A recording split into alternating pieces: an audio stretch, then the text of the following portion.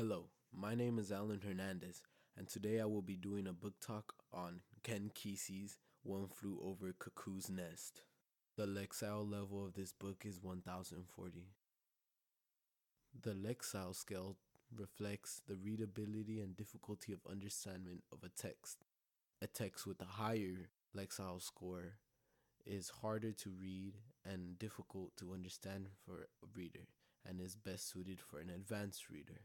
A text with a low Lexile score is more suited for lower level readers. The reason I looked into this book because I learned some interesting facts about the author, Kesey.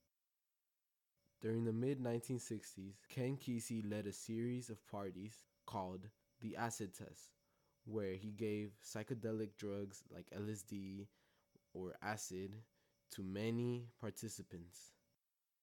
He ran this experiment all throughout California and was documented in a book titled The Electric Kool-Aid Test. The novel begins as Captain Bromden narrates the introduction of a new patient at the insane asylum or mental facility. Randall Murphy joins the patients and quickly becomes a thing of talk within all the patients. He introduces things such as gambling, sex, and rebellion against Nurse Ratched. Nurse Ratched is referred to as the big nurse. She is in charge of all the patients and has quite a bit of power over every single one of them. But Randall Murphy and the other men make a bet to see who can challenge Nurse Ratched's authority without being sent to the ward or being locked up in electroshock therapy. McMurphy thinks he has a big and confident attitude, doing bad things left and right just to prove Nurse Ratched wasn't all that. Chief just stands up in the sidelines, looking at everything happening and sometimes even laughing. I will now read an excerpt from the book. McMurphy and Turkle got the door of the drug room open and bought out a bottle of thick cherry-colored liquid from the icebox.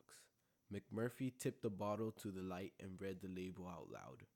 Artificial flavor, coloring citric acid, 70% inert materials, that must be water, and 20% alcohol. That's fine, and 10% codeine. Warning, narcotic may be habit forming. He unscrewed the bottle and took a taste of it, closing his eyes. He worked his tongue around his teeth and took another swallow and read the label again. Well, he said, and clicked his teeth together. I'd like to think they'd just be sharpened.